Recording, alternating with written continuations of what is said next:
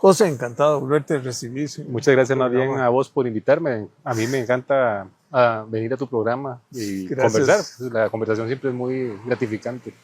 Bueno, este es un año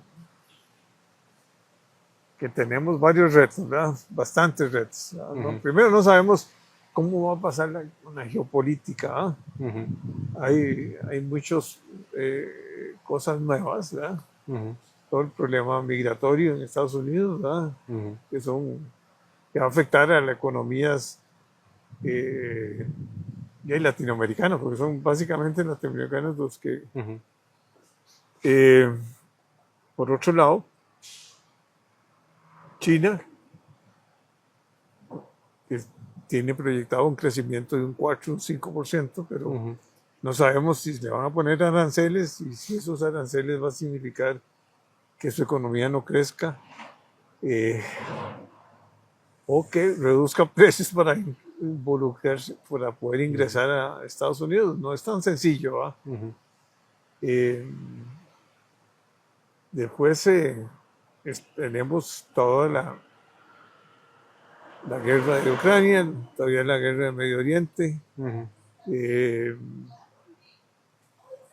una inflación controlada en Estados Unidos en el año pasado, ujú, 2025. No sabemos si van a querer bajar más la tasa de política monetaria, que pareciera que eso es la intención del ujú. gobierno norteamericano, de Trump, y darle más énfasis al mercado interno. Eso significaría que, que va a crecer la inflación en Estados Unidos tarde o temprano un poco. Ujú.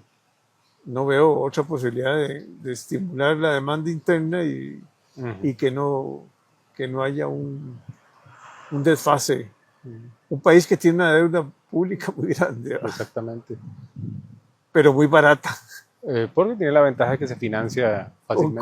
a Ujú, unos costos muy bajos. ¿Verdad? ujú, En Costa Rica se proyecta un ujú, 5%, perdón, yo diría que está en un 2,5, un 3% de crecimiento para este año. ujú. No sé, la deuda pública, ¿va? Habrá que financiar algunos déficits porque veo que están decreciendo los ingresos Ujú, y aumentando los gastos, ¿verdad? ujú. Bueno, ya te puse ahí. Sí, no, me ha servido, digamos, ahí la mesa para poder conversar bastante. Yo creo que tanto en Costa Rica como en el resto del mundo, la frase que yo usaría, digamos, para describir o para anticipar el año 2025 es, y va a sonar extraño, ¿verdad? Yo creo que va a ser un buen año, pero un año perdido en términos de los cambios que a nivel global y nacional se requieren para poder aspirar a crecer más y mejor en el futuro. Y te voy a explicar un poco a qué es lo que me refiero. Me da la sensación que tanto local como internacionalmente el año 2025 va a continuar en alguna medida el proceso de normalización o de recuperación de las economías, de la economía internacional y nacional después de dos shocks muy intensos que percibimos en los últimos 5 años. Primero la pandemia y después los aumentos en los precios de las materias primas. Y a pesar, y ese proceso de recuperación creo yo que no se va a romper muy rápidamente. Es decir, vamos a tener aún un año con números macroeconómicos relativamente buenos. No extraordinarios, pero sino relativamente buenos. Pero lo que es, creo yo, más triste en alguna medida es que en lugar de aprovechar el hecho de que superamos uno de esos remesones que nos dio la economía mundial, ¿verdad? Para poder hacer los cambios que se requieren para poder enfrentar los retos futuros, ¿no? Más bien creo yo que ahí estamos retrocediendo en lo político, tanto a nivel global como internacional, y lo que estamos es perdiendo esas oportunidades. ¿Y a qué me refiero en ese sentido? Me refiero, por ejemplo, a toda la discusión, todo, digamos, la polarización política a nivel global. Me parece, en alguna medida, la administración de Trump en Estados Unidos va a retroceder en algunas cosas que son urgentes plantear y que en lugar, por ejemplo, de crear los acuerdos y los consensos necesarios para resolver los temas a nivel internacional y a nivel interno en los Estados Unidos, más bien lo que vamos a hacer es dividirnos más y eso va a significar perder tiempo, ¿no? Valioso en la visión de largo plazo. probablemente si hiciéramos este programa o cuando hagamos el programa de fin de año, ya me estoy autoinvitando, digamos, pero cuando hagamos el programa de diciembre del año Dentro de 2025. 2 meses lo vamos a hacer porque Sí. creo que Ajá. los acontecimientos van a ser tan rápidos Sí. que Y vamos a ver que va a ver probablemente, qué pasa. Porque también vamos a ver un año no una malo. cosa es una digamos. cosa es lo que uno propone y otra cosa es lo que sucede. Sí, claro, lo que te digo es, probablemente cuando hagamos un balance del año 2025 y te apuesto un café, digamos, de una vez en este momento, creo que lo que vamos a ver es un año, como estabas planteándolo, con inflación que va a seguir moderada. Yo no soy pesimista en el ámbito inflacionario, creo que por lo menos en el 2025 y quizás 2026 vamos a seguir viendo una tendencia a la inflación global a disminuir. Vamos a ver una economía de Estados Unidos que, a pesar del ruido político, va a seguir creciendo relativamente bien. Pero los grandes temas, digamos, por ejemplo, globales, como por ejemplo construir una paz duradera basada no en el temor al garrote de una de las partes, sino en la cooperación internacional, por ejemplo. Los grandes temas, por ejemplo, como los temas de cambio climático, ¿no? Los temas de equidad, los temas de cooperación a nivel global se van a quedar estancados, y eso lo que va a hacer es alimentar más la polarización y el odio, sociales. y entonces vamos a perder el tiempo en materia de los ajustes necesarios. Y no es solo una cuestión política, a nivel global es un tema muy interesante. Vamos a ver, las dos crisis recientes que hemos pasado, la de la COVID-19 y la de los aumentos en los precios de materias primas, se han logrado superar gracias a una mezcla de políticas monetarias y fiscales, y en el ámbito fiscal implicó un aumento muy grande de la deuda a nivel global, ¿no? Esa deuda no se desaparece de la noche a la mañana. No. Entonces deberíamos estar pensando, por ejemplo, si lo vemos solo en lo estrictamente económico, deberíamos empezar a pensar globalmente cómo reducir esos niveles de deuda. ¿Para qué? Para prepararnos para el próximo shock, ¿no? Porque desgraciadamente ese puede estar a la vuelta de la esquina, no sabemos cuál era, y entonces cuando llegue ese shock, que puede ser político, puede ser económico, puede ser de salud, puede ser climático, por ejemplo, no tenemos los espacios en este momento a nivel global para hacerlos, y eso pasa también en Costa Rica. Entonces, la sensación que me queda a mí, digamos, es, si te preocupa el corto plazo, yo casi que te apostaría que el 2025 no va a ser un mal año en los números macroeconómicos. Pero si lo que te preocupa es el tiempo que se pierde para poder crecer mejor, tanto afuera como acá, yo creo que ahí sí vamos a tener que lamentarlo mucho, porque no veo ni afuera ni adentro el espacio para ese tipo de cambios. Yo creo, por ejemplo, que contrario a lo que ha sido habitual en Costa Rica, la campaña electoral que ya ha empezado, digamos, yo sé que formalmente no ha empezado, pero este año rompió muy fuertemente todo el tema de la contienda electoral. Va a ser una campaña muy violenta, muy polarizante, y yo creo que muy escasa de ideas, ¿no? Porque los actores políticos no están dispuestos, creo yo, hay un problema.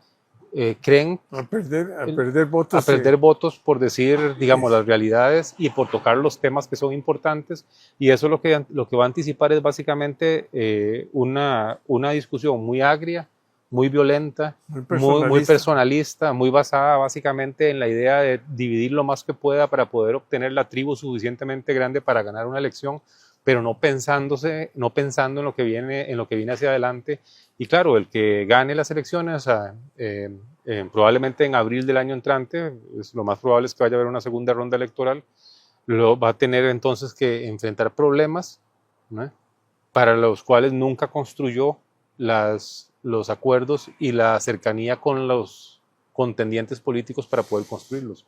Y entonces, de nuevo, ahí lo que estamos haciendo es nuevamente perder tiempo que no tenemos en el plano interno, que no tenemos para, por ejemplo, la situación fiscal, que yo creo que ese va a ser un tema que, de nuevo, aunque suena muy cansón, muy repetitivo, la nueva administración va a tener que repensar el proceso de ajuste, porque la parte fiscal, con la deuda pública, sí, exactamente, ¿qué vamos a hacer con los ingresos, con los egresos? Claro. ¿A dónde vamos a recortar? ¿Cuál es la prioridad? Sí, exactamente. O vamos a ver, o incluso va a haber que replantearse el ajuste en dos sentidos. En primer lugar, no puede estarse recortando simplemente por recortar. Es necesario hacer ajustes en la eficiencia, en la efectividad del Estado, en las políticas públicas. Yo sé que esta es una discusión que en Costa Rica nadie quiere tener, ¿verdad? Pero en realidad el tema tributario va a haber que enfrentarlo en algún momento. Y además creo yo que vamos a tener un elemento que es adicional. Al igual, por ejemplo, que desde Casa Presidencial no ha habido escrúpulos para mantener un discurso que lo que hace es, digamos, polarizar y destruir acuerdos básicamente por obtener rating, ¿verdad? Porque es básicamente la dinámica que tenemos. Yo creo que el Ejecutivo no va a tener escrúpulos tampoco, por ejemplo, para usar los espacios que pueda tener fiscales durante una campaña, y eso le va a añadir, me parece a mí, más complicaciones a la parte fiscal y presupuestaria. Y esa discusión tenemos que tenerla y nadie la va a tener. De hecho, si escuchas incluso los candidatos, los posibles candidatos que uno pensaría que son más sensatos, ¿no? Prefieren suscribir el cántico de sirena vacío de no más impuestos o no más ajuste, ¿verdad? En lugar de enfrentar una realidad, ¿verdad? Porque, y eso está sucediendo en muchos sentidos, sucede en el ámbito fiscal, sucede en políticas públicas como salud y educación, por ejemplo, en donde para poder captar la atención de ciertas tribus, de ciertos votos, es capaz incluso de abandonarse políticas públicas de largo plazo, ¿verdad? Que han demostrado ser muy efectivas, ¿verdad? Para resolver problemas muy específicos. Me refiero, por ejemplo, al tema de educación sexual en las escuelas, ¿verdad? Hay una evidencia enorme, digamos, de muchos estudios que muestran, por ejemplo, cómo problemas gravísimos como los embarazos adolescentes disminuyeron desde que los programas de educación sexual en las escuelas empezaron a aplicarse. Y sin embargo, nuevamente algunos políticos prefieren, por ejemplo, congraciarse con sectores muy conservadores o con ciertos sectores que tienen posiciones quizás un tanto extremas para obtener votos vacíos, ¿verdad? Y destruir políticas públicas. Entonces, por eso es que mi preocupación no es tanto por el corto plazo. Seguimos viviendo un poco de las glorias pasadas, de los éxitos pasados, de la suerte también en alguna medida, ¿verdad? Y de los éxitos pasados, porque hay cosas que hicimos muy bien, por ejemplo, en salud, en educación, hay cosas que hicimos muy bien en los 90, no eran suficientes para poder evitar llegar a este momento. ¿Como qué cosas? Como dotar de más independencia a un banco central, como mejorar reformar el sistema financiero, el proceso de apertura comercial, son logros del pasado que están dando frutos ahora, pero no son suficientes, no fueron suficientes para enfrentar ahora esta oleada de, digamos, de popularismo, de populismo, de manipulación en el fondo, porque en el fondo lo que creo que estamos viendo ejemplo, es eso. Hay que bajar las pensiones altas, ¿verdad? Eso es muy fácil decirlo. El cómo, claro, bueno, exactamente. Y eso es muy bonito, suena muy bonito. Todo el mundo, ay, qué maravilla, van a bajarlas. Y ponen algunos nombres de algunas personas que tienen ahí, sí. Hay pensiones muy altas, sobre todo en algunas instituciones. Pero es que ve exactamente, ve un tema interesante con ese tema. Vamos a ver, lo que pasa es que se ha perdido la esencia del objetivo de la política pública. Vamos a ver, ciertamente las pensiones de privilegios son privilegios en alguna medida odiosos, especialmente cuando los vemos cuando lo vemos el resto de las ciudadanías, ¿verdad? Que no pueden acceder a ellos. Eso es un hecho, ¿verdad? Pero eso polariza. Sí, exactamente. Y entonces dice, Robin Hood, voy a arreglar todos mis problemas. Por eso, pero ¿cuál sería, digamos, cuál es una posición constructiva en el ámbito de las pensiones?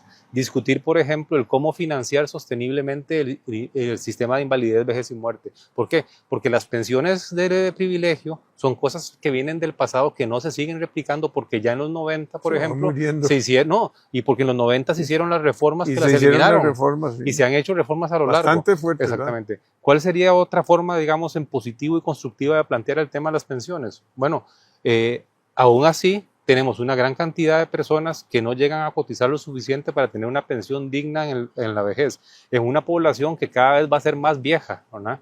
Y que por lo tanto eso va a ser un problema de política pública. Entonces, ¿por qué no reformar el sistema de pensiones como un poco planteó el anterior superintendente de pensiones hacia un régimen hacia una pensión mínima universal? ¿Eso qué es? Eso es construir una red de seguridad que de verdad garantice que las personas están bien. Pero ¿qué es lo que hacemos? ¿No? Y especialmente, creo yo, se está exacerbando por los actores políticos en este momento. Preferimos sacar las fotos de los pensionados de lujo, enfrascamos a la sociedad en una discusión en algo que es irrelevante, excepto ¿para qué? Excepto porque sirve para polarizar y para golpear la mesa y para decir cosas que atraen a ciertos votantes, porque lo que estamos haciendo es literalmente engañándolos. Y eso no es ético democráticamente. y eso lo que hace es desviar la atención y sobre todo lo que demuestra es que hay un mínimo interés en resolver los problemas, sino que lo que hay es un interés en que la gente se enfrente, se confronte, que nos dividamos y que no resolvamos los temas. Entonces, ese tipo de política es la que no nos sirve y esa es la que vamos a tener este año. La tuvimos en Estados Unidos, la tenemos actualmente y los problemas siguen acumulándose, la gente sigue con razón enojándose, ¿verdad? Y el futuro entonces no, pues la no se va a ver mejor. pobreza Exactamente. sigue igual o aumentando. Exactamente. Y las desigualdades sociales siguen igual o aumentando. Tenemos que encontrar una forma, yo creo, digamos, y esto, Es un caso creo que al nuevo. final estamos hablando muy poco de economía, pero tenemos que encontrar una forma, me parece a mí, como sociedad, de poder volver a alinear los incentivos electorales con los incentivos del bienestar de las personas en el largo plazo. Y esos se separaron, porque los objetivos de corto plazo han sido alimentar la popularidad o alimentar las urnas cuando corresponda, ¿verdad? Y eso se puede hacer de muchas formas. Recordemos simplemente cómo podemos vender productos engañosamente, ¿verdad?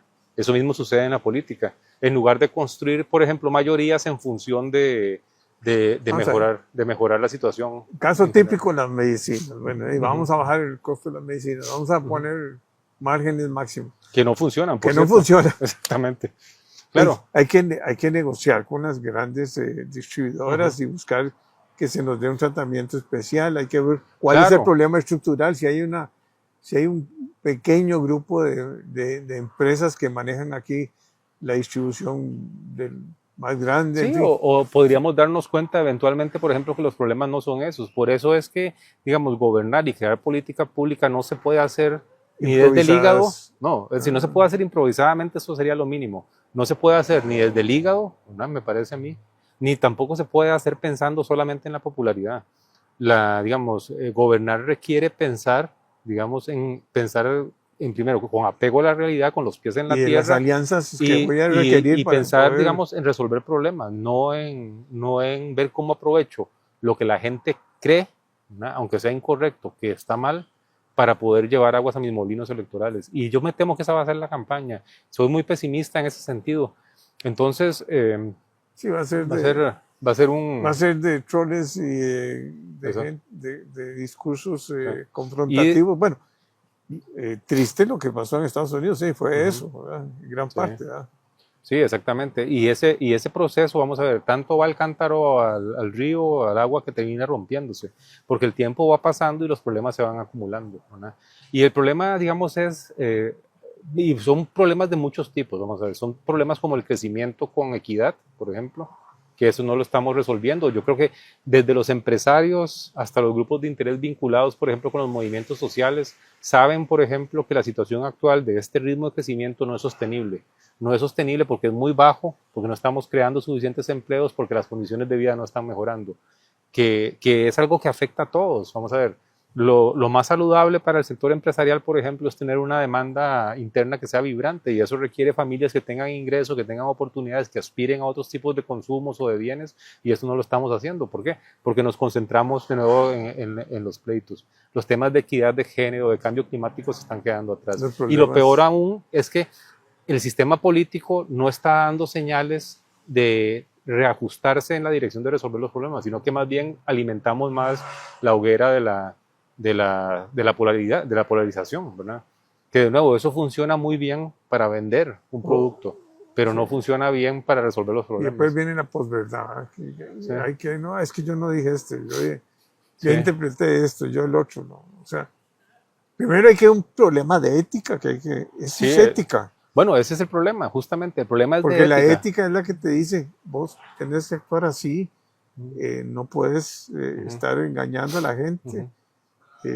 Bueno, y tristemente lo vimos también mucho en las elecciones en Estados Unidos. Ahorita y Trump va a comenzar a decir, bueno, es que no pude hacer esto, no pude el otro. Los hijos de migrantes que nacen en Estados Unidos sí son americanos, no son... Porque bueno, el caso de los Estados Unidos es otro ejemplo de este tipo, vamos a ver. Las primeras semanas de la administración Trump, los primeros días, porque estamos en los primeros días, yo creo que el énfasis va a estar en dos cosas que él sabe que sí puede hacer por el momento, ¿verdad? Uno es el énfasis en el tema migratorio y otro es el énfasis en el tema arancelario. Lo arancelario creo yo que las cosas van a venir más en el segundo y tercer trimestre y sin duda ahí va a echar mano un poco de las herramientas que usó en el pasado. Aranceles más altos, por ejemplo, y restringir la migración en los Estados Unidos, lejos de resolver los problemas, los va a agravar. Va a afectar la mano de obra. Claro, va a volver más caro los ¿quién productos. va a recoger las cosechas? ¿Quién va a dar servicios? O sea, exactamente. Es decir, el escenario, por ejemplo, de la economía estadounidense, en el caso en que se aplicaran esas medidas en forma completa o incluso parcial, lo que implica es básicamente menos crecimiento económico y más inflación, ¿verdad? O sea que eso complica el tema de la economía global y complica a los mismos Estados Unidos. En el corto plazo parece una medida, incluso en algunos sectores probablemente va a crear más actividad. Él vendió la idea. Sí, pero posteriormente eso va a ser... posiblemente había algún exceso de migración que no estaba controlada, que era muy fácil llegar a Estados Unidos y pedir una visa y quedarse trabajando. Algunos son ilegales, otros son legales. Bueno, pero eso está afectando a todo el mundo. Europa está invadida también. Eso es un ordenamiento, pero nosotros tenemos un 20% de nuestra población es migrante, pero ¿qué hacemos nosotros si se van los nicaragüenses? ¿Quién recoge el café? Bueno, vamos a ver. No es solo quién recoge, ¿quién construye? No es solo quién hace ciertos trabajos para los cuales afortunadamente, por ejemplo, muchos de nuestros ciudadanos ya tienen un ingreso mayor y no aspiran a ellos. Hay cosas que la gente no piensa. Por ejemplo, los inmigrantes consumen. Claro. ¿verdad? Y al consumir pagan impuestos, ¿verdad? Entonces, las finanzas públicas, la demanda interna también depende mucho de los migrantes.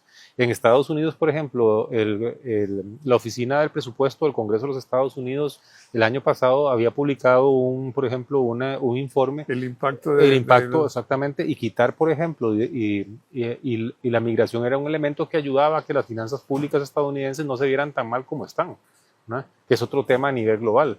Los Estados Unidos tiene un problema de sostenibilidad de sus finanzas gubernamentales serio, ¿no?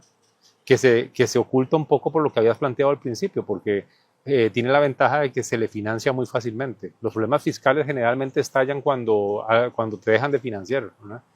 Pero tiene un problema que tiene que resolver.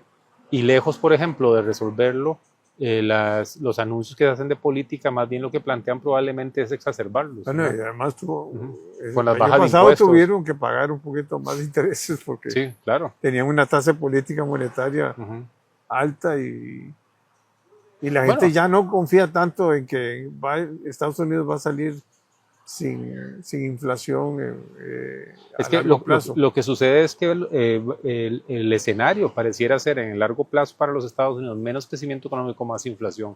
Eso es un cóctel muy negativo cuando uno tiene una situación fiscal compleja. ¿Por qué? Porque va a significar tasas de interés más altas probablemente y eso va a significar un costo de la deuda mayor. Es una cosa muy... Es un poco como frustrante y es hasta como distópico, pero lo que pasa es que estamos entrando en un mundo en donde donde la realidad, aunque uno puede entender que tenga diferentes interpretaciones, pareciera no importar. Y lo que importa nada más es lo que resuena en ciertas cámaras de eco. Y desgraciadamente la política, en lugar de ser un elemento que resuelva los problemas, se ha convertido básicamente simplemente en un mecanismo para ganar elecciones. Y eso otra vez, insisto, aunque en el corto plazo pareciera que las cosas no están mal, en el largo plazo nos va a pasar una factura que es muy costosa. Y nosotros debiéramos de propiciar ahora con los nuevos posibles, los precandidatos de los partidos importantes, algunos, lo que hay que propiciar es este diálogo. Y bueno, discutamos. Sí. No, y te voy a decir discutir es una cosa y otra cosa, por ejemplo, y ahí te voy a cargar con una responsabilidad en alguna medida. Las personas que se dedican a lo que haces, ¿verdad? También tienen una responsabilidad y me refiero, por ejemplo, a personas que hacen programas como estos o personas que son periodistas o que dirigen medios de comunicación. Tienen una responsabilidad no de simplemente ponerle un micrófono a una persona. La responsabilidad también es hacer las preguntas correctas para que la gente obtenga la información que se necesita sobre las propuestas. Y desgraciadamente eso no lo vemos, ¿verdad? Muchas veces. Bueno, te veo la otra semana. Bueno, yo encantado de venir. Yo Lo que es pasa es que que- siempre empezamos a hablar de economía y terminamos hablando de otra cosa. No importa. Pero un es, día que me esa voy a es la- reunir. es que, perdóname, la economía depende mucho de la parte política, No, de claro, todo lo por que supuesto. sucede Ujú. macroeconómicamente. Ya. Y ahí, a vos te encanta y a mí me encanta. Exactamente, creo que es nuestra pasión conjunta. En Es ese nuestra sentido. pasión conjunta. Yo estoy haciendo un gran esfuerzo, te conté ahora en el café, de hacer en casi los 1000 programas que tengo, Ujú. ya hacer un resumen y poner planteamientos, porque ahí es lo que le voy a decir a los candidatos, a los precandidatos y a los candidatos. Bueno, ¿qué piensa usted? Aquí está el libro este. Ok. Aquí hablaron y escribieron de gente muy importante, ¿verdad? Ujú. Porque no van a decir, no, es que en educación estamos muy bien. No, no, señor. Ujú. Vamos a hablar de educación, decir que estamos muy bien. Sí, yo creo que hay que conversar. Hay que comenzar y, ya y hay que hacer las preguntas incómodas a las personas que parecen que lo que nos muestran son no, muchos cantos de porque, sirena. porque aquí se necesita ya gente que conozca qué es lo que está pasando, porque Sí. hay como dos realidades, ¿verdad? Ujú. Y lo que están aprovechando es del disgusto de mucha gente que está viviendo mal Ujú. y que a mí me disgusta que haya gente que tenga pensiones altísimas. Entonces aprovecho y le echo a la fogata esa Ujú. como si fuera fácil de resolver, ¿verdad? Es porque la intención no es resolver los problemas, insisto, la intención es enfrentarnos unos a otros porque de ahí, en ese río revuelto, ellos están ganando. Tristemente. Tristemente así es. Bueno, Bueno, muchas gracias. con mucho gusto.